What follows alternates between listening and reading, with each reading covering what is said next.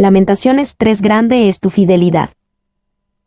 El tercer poema tiene una estructura significativamente diferente de los demás, ya que se compone de líneas individuales agrupadas en grupos de 3 y comienza con la misma consonante del alfabeto hebreo. R. K. Harrison. En la Biblia hebrea, los primeros 3 versículos comienzan con Aleph, los segundos 3 versículos con Bet, y así sucesivamente. Philip Ryken. A oposición de parte del Señor. 1:1-9, el hombre afligido por el Señor. Yo soy el hombre que ha visto aflicción bajo el látigo de su enojo. Me guió y me llevó en tinieblas, y no en luz, ciertamente contra mí volvió y revolvió su mano todo el día. Hizo envejecer mi carne y mi piel, quebrantó mis huesos, edificó baluartes contra mí, y me rodeó de amargura y de trabajo. Me dejó en oscuridad, como los ya muertos de mucho tiempo.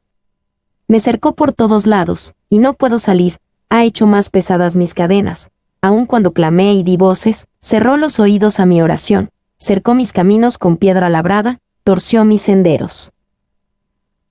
Yo soy el hombre que ha visto aflicción bajo el látigo de su enojo. En los capítulos 1 y 2, Jeremías escribió principalmente como la personificación de Jerusalén. Aquí, comenzó a escribir como la voz de un individuo que sufre.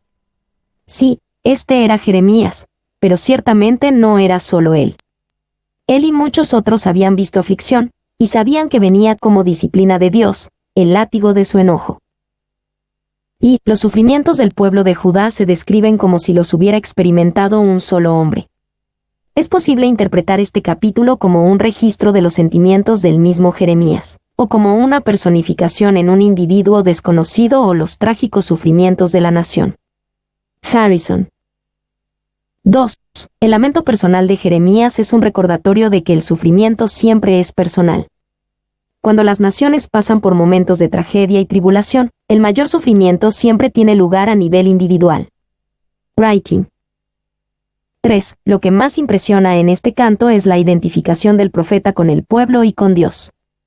Reconocía la necesidad del sufrimiento, pero sufría con los que sufrían. Morgan. 4. Me guió y me llevó en tinieblas. Esta parece ser la parte más difícil de nuestra suerte, que Dios nos conduzca a tinieblas. Él me condujo y me hizo caminar en tinieblas. Sin embargo, queridos hermanos, eso es, en cambio, lo más dulce de nuestra prueba, porque, si la oscuridad está en el lugar a donde Dios nos ha llevado, es mejor que estemos en la oscuridad. Spurgeon. Ciertamente contra mí volvió y revolvió su mano. Jeremías no se quedó en este lugar oscuro y sin esperanza, pero no negaría estar allí. Muchas veces a través de la aflicción sintió que Dios era su adversario, no su amigo. Y, contra mí volvió y revolvió su mano, una metáfora de los que golpean, que duplican sus golpes, golpeando a sus adversarios en ambos lados, como el herrero con su hierro al rojo vivo sobre el yunque hasta darle forma. C. Me cercó por todos lados. Así como Jerusalén fue literalmente sitiada, así Jeremías, y muchos otros, se sintieron rodeados de amargura y de trabajo y lentamente estrangulados por Dios. Y cercó mis caminos. Esto también puede referirse a las líneas trazadas alrededor de la ciudad durante el asedio. Pero estas y otras expresiones similares en los siguientes versículos pueden ser meramente metafóricas, para señalar su estado de estrechez, opresión y angustia. Clarke. 2. Cercó mis caminos. Harrison vio esto como una imagen de un encarcelamiento cruel. Cercar a los prisioneros en espacios confinados para que murieran muy rápidamente fue una forma de tortura, popularizada por los asirios. 3. Ha hecho más pesadas mis cadenas. Así como el presidiario a veces arrastra su cadena, y tiene una bola en su pie, así el profeta sentía como si Dios lo hubiera atascado con una pesada cadena, de modo que no podía moverse debido a su terrible peso. Spurgeon. Cerró los oídos a mi oración. Cuando las cosas están bien con nuestra relación con Dios, Él es nuestro refugio y defensa en la aflicción. En la profundidad de su aflicción, esta fue la experiencia de Jeremías y el pueblo de Judá. Estaban rodeados, cercados y bloqueados. 2. 10-18. Dios, un adversario en muchos sentidos. Fue para mí como oso que acecha, como león en escondrijos, torció mis caminos y me despedazó, me dejó desolado, entesó su arco, y me puso como blanco para la saeta. Hizo entrar en mis entrañas las saetas de su aljaba. Fui escarnio a todo mi pueblo, burla de ellos todos los días, me llenó de amarguras, me embriagó de ajenjos, mis dientes quebró con cascajo, me cubrió de ceniza, y mi alma se alejó de la paz, me olvidé del bien, y dije, perecieron mis fuerzas, y mi esperanza en Jehová. Fue para mí como oso que acecha, usando la elocuencia que a veces trae la miseria. Jeremías describió todas las formas en que sintieron que Dios se opuso a ellos e incluso los atacó. Dios fue como el oso y el león esperando un ataque sorpresa. Dios fue como el arquero que entesó su arco y lo dirigió al objetivo. Dios fue como el escarnecedor que dirigió la burla contra su pueblo. Dios fue como el juez, dando una copa de juicio y ajenjo a los condenados para que la bebieran. Dios fue el bruto, que los dientes de ellos quebró con cascajo. Y entesó su arco. Esta figura muestra el poder del brazo del arquero, que atravesó al poeta con flechas. Ellison. 2. Mis dientes quebró con cascajo, que figura para expresar disgusto, dolor, y la consiguiente incapacidad de tomar alimentos para el sustento de la vida. Un hombre, en lugar de pan, se ve obligado a comer guijarros hasta que todos sus dientes se rompen en pedazos al esforzarse por molerlos. Apenas se puede leer esta descripción sin sentir dolor de muelas. Clarke. 3. Con cascajo. Se podría argumentar que se refiere al tipo de pan hecho con la basura del piso del granero que Jeremías debe haber recibido hacia el final del asedio. Ellison. 4. Hizo entrar en mis entrañas, literalmente, riñones. En las tarifas de sacrificio del Pentateuco, los riñones de los animales se consideraban uno de los lugares de la vida, y esto también se consideraba cierto para los riñones humanos. Además, se les atribuían atributos emocionales de alegría, Proverbios 23:16, y tristeza, Job 19:27, Salmos 73 horas y 21 minutos. Harrison. Perecieron mis fuerzas, y mi esperanza en Jehová. No es de extrañar que Jeremías y Jerusalén pudieran decir esto. Con Dios como adversario, ¿qué fuerzas hay? ¿Qué esperanza hay de paz o de bien? Y, cuando el poeta hizo mención de Jehová, rompió el hechizo de miseria que lo había atado. Ellison. Ve creciente esperanza en la ayuda de Dios. 1, 19-20, el alma que se hunde. Acuérdate de mi aflicción y de mi abatimiento, del ajenjo y de la hiel, lo tendré aún en memoria, porque mi alma está abatida dentro de mí. Acuérdate de mi aflicción y de mi abatimiento. Jeremías no prescribió un pensamiento positivo para esta profunda aflicción. De hecho, sentía que era útil recordarlo, comprenderlo por lo que era y no fingir que no estaba allí. Lo tendré aún en memoria, porque mi alma está abatida dentro de mí. Era bueno que el alma de Jeremías se hundiera, para encontrar su punto más bajo para poder construir sobre el fundamento correcto. Y es evidente que en los versículos precedentes hay una amargura de queja contra la amargura de la adversidad, que no es propia del hombre cuando está bajo la mano castigadora de Dios. Y, mientras se entregaba a este sentimiento, toda esperanza huía. Aquí encontramos un sentimiento diferente. Él se humilla bajo la poderosa mano de Dios, y entonces su esperanza revive. Clarke. 2, 21-23, Nuevas misericordias de un Dios fiel. Esto recapacitaré en mi corazón, por lo tanto esperaré. Por la misericordia de Jehová no hemos sido consumidos, porque nunca decayeron sus misericordias. Nuevas son cada mañana, grande es tu fidelidad. Esto recapacitaré en mi corazón, por lo tanto esperaré, quizá por primera vez en el libro, se permite la esperanza. Habiéndose hundido en su alma, Lamentaciones 3:20, Jeremías ahora recordaba algo que despertaba la esperanza en su interior. Y, en una magnífica expresión de fe en las misericordias inagotables de Dios, el escritor mira hacia el futuro distante con renovada esperanza. Harrison. 2. En el sur de África, el mar era generalmente tan tormentoso cuando las frágiles barcas de los portugueses navegaban hacia el sur, que lo llamaron Cabo de las Tormentas. Pero después de que los navegantes más audaces hubieron dominado bien ese cabo, lo llamaron Cabo de Buena Esperanza. Según tu experiencia, tuviste muchos cabos de tormentas, pero los has capeado todos, y ahora, deja que sean un cabo de buena esperanza para ti. Spurgeon. Ve, por la misericordia de Jehová no hemos sido consumidos. Esta era una de las cosas que recordaba Jeremías. Recordaba que a pesar de que los habitantes de Jerusalén y Judá estaban abatidos y derrotados, aún no habían sido consumidos por completo. Todavía había un remanente, y un remanente con una promesa de restauración. Donde Dios deja vida, deja esperanza. Y la palabra vital en este versículo es ese, gran amor, misericordia, el pacto de amor y lealtad del Señor que conduce a Rahmim, compasión, misericordia, derivado de Reim, útero. Ellison. 2. Miren de dónde saca su consuelo Jeremías. Parece decir, por muy malo que sea mi caso, podría haber sido peor, porque podría haber sido consumido, y debería haber sido consumido si la compasión del Señor hubiera fallado. Spurgeon. C. Porque nunca decayeron sus misericordias. Incluso en la severidad de la corrección que soportaba el pueblo de Dios, había evidencia de sus misericordias. Hubo un gran consuelo al darse cuenta de que el tierno afecto de Dios no se había agotado por completo. Estas misericordias eran nuevas cada mañana. Y el pasaje está lleno de belleza, ya que trata de esa tierna compasión de Dios que nunca estuvo ausente ni siquiera en la obra del castigo. Morgan. D. Nuevas son cada mañana. Cada día que amanece le da esperanza a la humanidad en las nuevas misericordias y compasiones de Dios.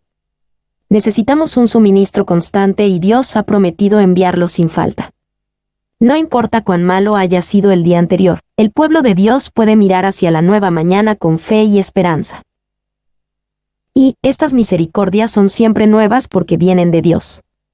Nuestros tesoros, que depositamos sobre la tierra, son los estanques estancados, pero el tesoro que Dios nos da desde el cielo, en la providencia y en la gracia, es la fuente de cristal que brota de las profundidades eternas, y es siempre fresca y siempre nueva. Spurgeon. Cada mañana da fin a la noche. Cada mañana trae un nuevo día. Cada mañana trae nueva provisión para el día. Cada mañana trae nuevo perdón para nuevos pecados. Cada mañana trae nuevas fuerzas para nuevas tentaciones, deberes y pruebas. Grande es tu fidelidad. Todo esto hizo que Jeremías considerara la gran fidelidad de Dios, que nunca deja de enviar sus misericordias y compasiones. Incluso en su catástrofe, Dios será fiel. Anunció fielmente sus juicios y los ejecutó, y Dios demostraría ser igualmente fiel en su restauración prometida. Y el profeta se dirigió a él personal y directamente, grande es tu fidelidad. En el proceso de recordar los atributos de Dios, Jeremías volvió a tener una comunión viva y una comunión íntima con su Dios fiel. Writing. 3, 24-26, la bondad de Dios para el alma que lo busca.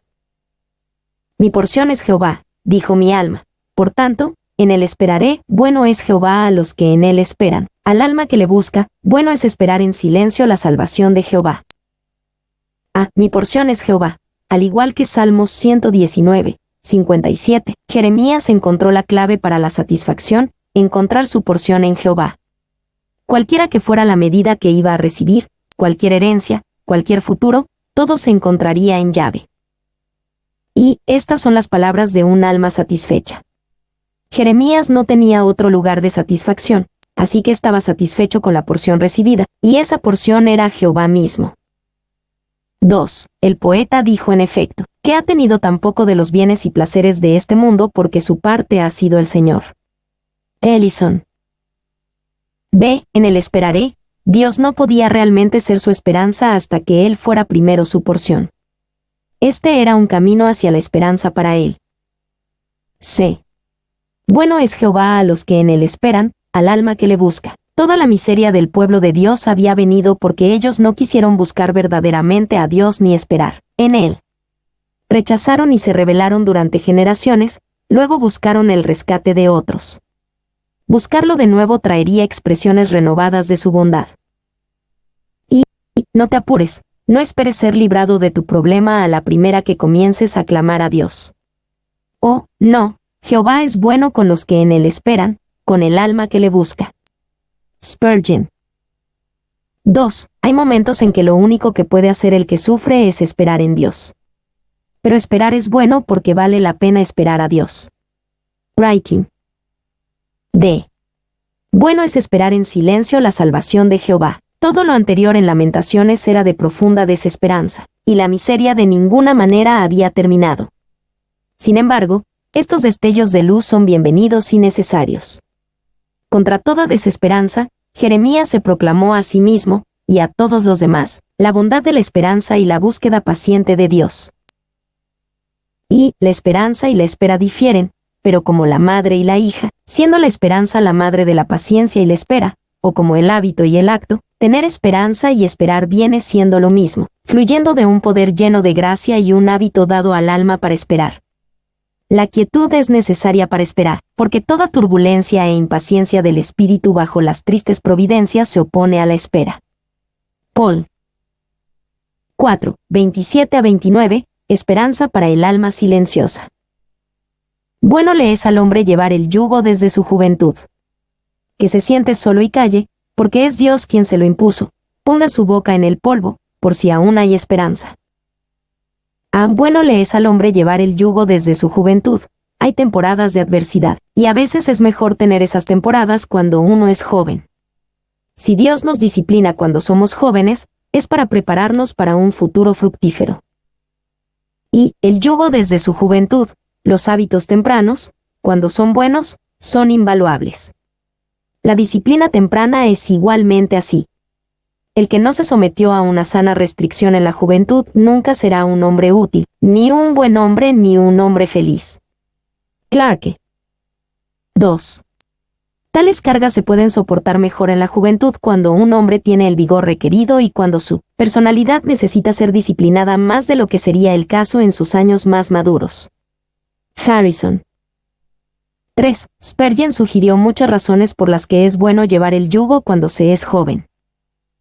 Es bueno porque la obediencia a Dios se aprende mejor cuando se es joven. Es bueno porque salva de 1000 acechanzas. Es bueno porque evita llevar el yugo del diablo. Es bueno porque te da más años para servir a Dios. Es bueno porque te da muchos años de experiencia. B. Que se siente solo y calle. En la adversidad, es mejor no tratar de resolver todo de inmediato. Estos son buenos momentos para reflexionar, se siente solo, y escuchar en lugar de hablar. En esta paciente búsqueda de Dios hay motivos para la esperanza. Y calle, vino un joven a Demóstenes para aprender oratoria, habló a gran velocidad, y Demóstenes dijo, «Debo cobrarte el doble de honorarios». «¿Por qué?», preguntó. «Pues», dijo el maestro, «primero tengo que enseñarte a callarte, y después instruirte a hablar». El Señor enseña a los verdaderos penitentes a callarse. Spurgeon. 2. El silencio implica tanto la aceptación de la voluntad de Dios como la negativa a quejarse ante los hombres. Con esto debería ir la completa sumisión a Dios representada en el V29 por la reverencia orientada. Conduce también a la voluntad de ser tratado como un esclavo, V30, porque el yugo era un símbolo de servidumbre, pero cf. Jeremías 20. 1-2. Ellison. 5. 30 a 36. La bondad de Dios incluso en su justicia.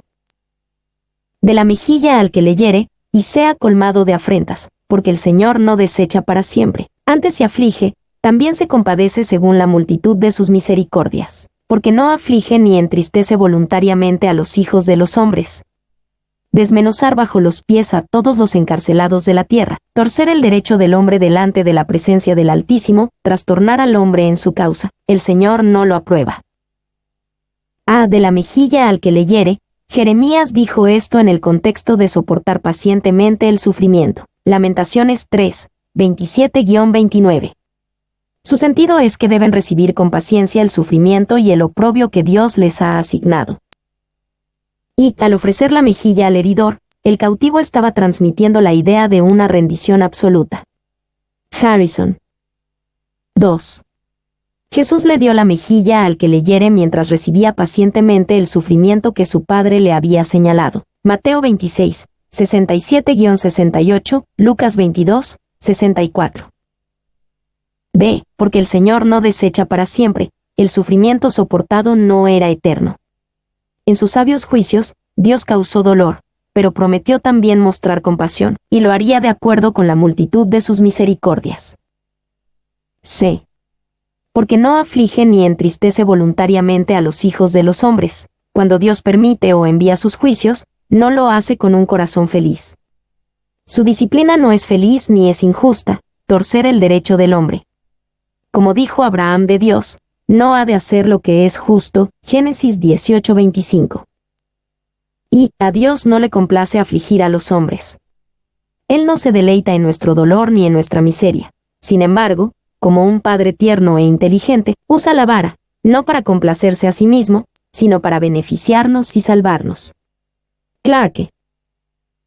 2. Torcer el derecho del hombre delante de la presencia del Altísimo. El TM del versículo 35 le da fuerza al concepto de los derechos humanos naturales o inherentes. Al entregarse, pervertir el derecho que el hombre tiene en la misma presencia del Altísimo.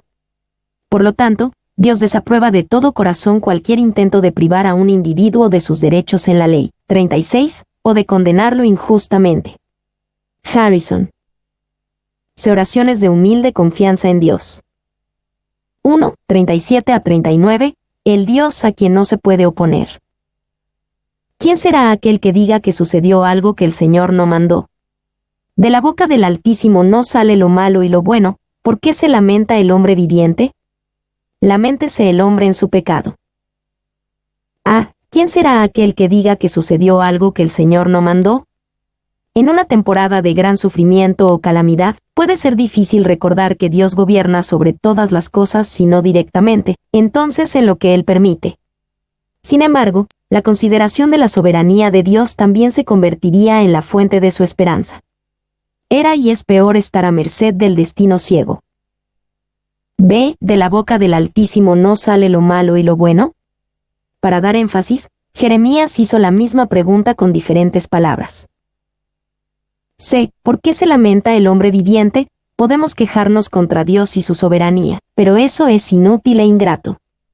El hombre viviente debe estar agradecido de que todavía tiene vida, y reconocer que hay algo de justicia en el castigo de su pecado. Y aquel a quien todavía se le ha prestado la vida tiene poca razón para quejarse. Por grande que sea su aflicción, aún vive, por lo tanto, puede buscar y hallar misericordia para vida eterna. De esto lo privaría la muerte, por tanto, que ningún hombre viviente se queje.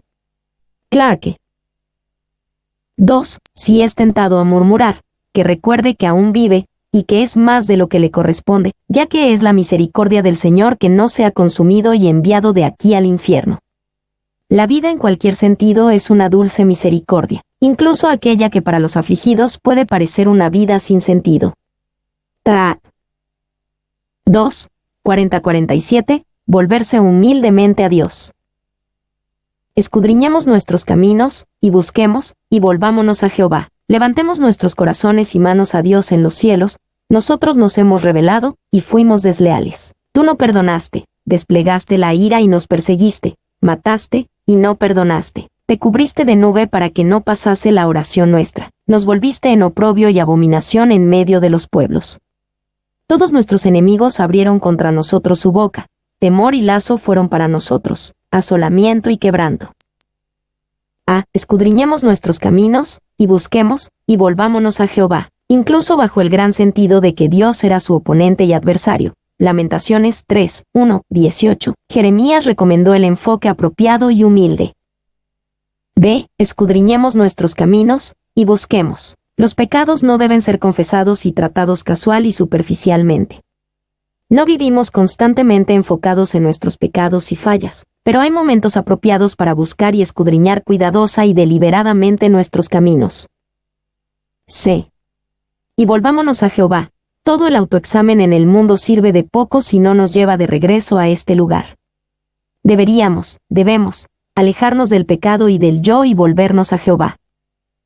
D. Nos volviste en oprobio y abominación, en el deseo de volverse a Jehová. Jeremías sabía que era importante ver honestamente su condición.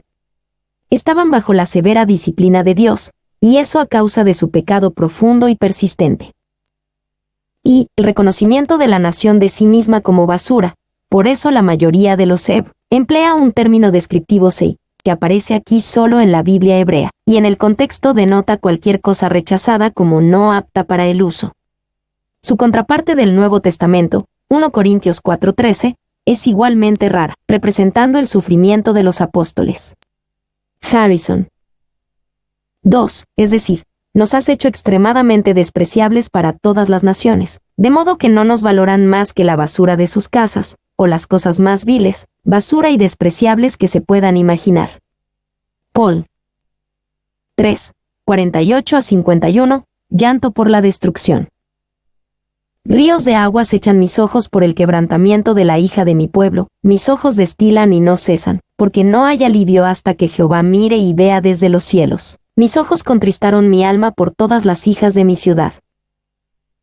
Ríos de aguas echan mis ojos. Anteriormente en Lamentaciones 2:18 Jeremías expresó una oración en la boca de los enemigos de Jerusalén, una oración para que la ciudad y sus muros lloraran sin cesar. Aquí Jeremías cumple ese papel con lágrimas que destilan y no cesan, porque no hay alivio. Ve, hasta que Jehová mire y vea desde los cielos. El intenso llanto de Jeremías y aquellos como él debe continuar hasta que Dios mire y vea, cuando se fije y tenga misericordia de su miseria. 4. 52-56, oración por ayuda bajo ataque enemigo. Mis enemigos me dieron caza como a ave, sin haber por qué, ataron mi vida en cisterna, pusieron piedra sobre mí, aguas cubrieron mi cabeza. Yo dije, muerto soy, invoqué tu nombre, oh Jehová, desde la cárcel profunda. ¿Oíste mi voz? No escondas tu oído al clamor de mis suspiros. Mis enemigos me dieron caza como a ave, sin haber por qué. Jeremías y aquellos como él se sentían bajo constante presión de ser capturados o asesinados. Estaban contra él como un cazador contra un pájaro. Él estaba abrumado como un hombre que se ahoga en un pozo. Aguas cubrieron mi cabeza. Y ataron mi vida en cisterna. Parece no ser tomado aquí literalmente, por el lugar más bajo y desagradable en las prisiones, que probablemente era la porción de unos pocos de los judíos, sino metafóricamente, por la más baja y más triste condición de miseria. Sus enemigos los habían llevado a las miserias más profundas. Paul. Ve, invoqué tu nombre, oh Jehová. Incluso desde el pozo, Jeremías sabía que podía invocar a Jehová y que Dios escucharía su voz. Incluso si solo pudiera lograr un suspiro, sería su clamor lo que anhelaba que Dios escuchara. Y, clamor de mis suspiros, ni siquiera se atrevía a quejarse, ni a llorar, ni a orar en voz alta. Estaba obligado a susurrar su oración a Dios. Era solo un respiro. Clarke. 2. Así como la respiración es una prueba de vida animal, también lo es la oración, aunque nunca tan débil o espiritual. Sí, pues, no pueden hablar, lloren las lágrimas también tienen voz, Salmos 39 horas y 12 minutos. Si no pueden llorar, suspiren una tormenta de suspiros puede hacer tanto como una lluvia de lágrimas. Si no pueden suspirar, entonces respiren, como aquí. Dios siente el aliento, y bienaventurado el que puede decir, en ti espero, Señor, y en ti respiro o suspiro. 3. Una madre escucha la respiración de su bebé en la oscuridad. Esta le dirá mucho. La respiración suave y mesurada, o la respiración laboriosa y jadeante. Dios nunca esconde su oído de nuestra respiración, o de esos gritos inarticulados, que expresan, como no pueden las palabras, la profunda angustia y anhelo del corazón. Si no puedes hablar, llorar, sollozar o gemir, quédate quieto. Dios puede interpretar todo. Meyer. 5. 57-63, agradecido y confiado en la ayuda futura. Te acercaste el día que te invoqué, dijiste, no temas, abogaste, Señor, la causa de mi alma, redimiste mi vida, tú has visto, oh Jehová, mi agravio, defiende mi causa, has visto toda su venganza, todos sus pensamientos contra mí, has oído el oprobio de ellos, oh Jehová, todas sus maquinaciones contra mí, los dichos de los que contra mí se levantaron, y su designio contra mí todo el día. Su sentarse y su levantarse mira, yo soy su canción. Te acercaste el día que te invoqué. Jeremías sabía que Dios respondía cuando lo invocaba. La respuesta de Dios a esta alma que lo buscaba fue: no temas. Y, te acercaste. Jeremías parece registrar este hecho con una cantidad considerable de sorpresa. Se maravilla de que Dios se haya acercado a él, porque su condición era muy lamentable. Estaba tan deprimido que la vida parecía desvanecerse, y gemía. Spurgeon. 2. No temas. Cuán poderosa es esta palabra cuando es dicha por el Espíritu del Señor a un corazón desconsolado. A cada doliente podemos decir, con la autoridad de Dios, no temas. Dios defenderá tu causa y redimirá tu alma. Clarke. D. Abogaste, Señor, la causa de mi alma. De haberse sentido anteriormente abandonado, Jeremías ahora descansaba en la confianza de que Dios era su abogado. Como un abogado que intercede por su cliente, Dios abogó por su vida. Y, anteriormente en este capítulo, Jeremías sintió que Dios era su adversario. Lamentaciones 3, 1, 18. Ahora oraba a Dios como su abogado. 2. Percibes que no hay una palabra sobre él o sus propios alegatos. Él no atribuye su liberación en ninguna medida a ningún hombre, y mucho menos a su propio mérito. Spurgeon. C. Tú has visto, oh Jehová, mi agravio. Jeremías descansaba en la confianza de que Dios era un juez justo, que vería cómo había sido agraviado y que juzgaría correctamente su causa. Y, si te fijas en la vida de cualquiera de los santos de Dios, descubrirás que fueron víctimas de las calumnias más crasas. Hasta el día de hoy, los romanistas afirman que Martín Lutero era un borracho. En su tiempo fue llamado la bestia alemana, que por lujuria debía casarse con Catalina. Si miras la vida de Whitefield, nuestro gran y poderoso Whitefield en tiempos más modernos, ¿cuál era su carácter? Bueno, él fue acusado de todos los crímenes que incluso Sodoma conocía, y el perjurio se levantó y juró que todo era verdad. En cuanto a Wesley, he oído que en una ocasión dijo que lo habían acusado de todos los delitos del calendario, excepto la embriaguez, y cuando una mujer se puso de pie en la multitud y lo acusó de eso, entonces él dijo: bendito Dios, ahora se me ha dicho toda clase de maldad falsamente, por el nombre de Cristo. Spurgeon. De has visto toda su venganza, Jeremías trajo su caso a Dios, contándole todas las formas en que sus enemigos lo habían atacado. Lo hicieron despreciándolo, el oprobio de ellos, con maquinaciones, con dichos de mentiras y su canción en su contra. Y, su canción. Las canciones de burla o menosprecio también se usaban con frecuencia para expresar burla o desprecio por un enemigo. Harrison. 6, 64 a 66. Entregar la venganza a Dios. Dales el pago, oh Jehová, según la obra de sus manos. Entrégalos al endurecimiento de corazón, tu maldición caiga sobre ellos. Persíguelos en tu furor, y quebrántalos de debajo de los cielos, oh Jehová. Dales el pago, oh Jehová, según la obra de sus manos. Dios había pagado a Jerusalén y Judá por todo su pecado y desobediencia. Ahora Jeremías oraba para que Yahvé pagara a sus enemigos, y les diera un corazón endurecido, incluso como la ceguera de Judá. Tu maldición caiga sobre ellos, según los términos del pacto que Israel hizo con Dios. Como en Deuteronomio 27 a 28, Israel sería terriblemente maldecido si desobedecía y rechazaba a Dios. Esas maldiciones cayeron sobre Jerusalén en los días de Jeremías. Ahora él oraba para que esas maldiciones cayeran sobre sus enemigos. Se persíguelos en tu furor, y quebrántalos de debajo de los cielos, oh Jehová. Jerusalén y Judá se habían enfrentado a la ira de Dios y la destrucción que vino de ella. Ahora oraba para que sus enemigos enfrentaran el furor de Dios. Y estas liberaciones pasadas crearon su seguridad de que Jehová aún actuaría a favor de su pueblo y destruiría a sus enemigos de debajo de los cielos.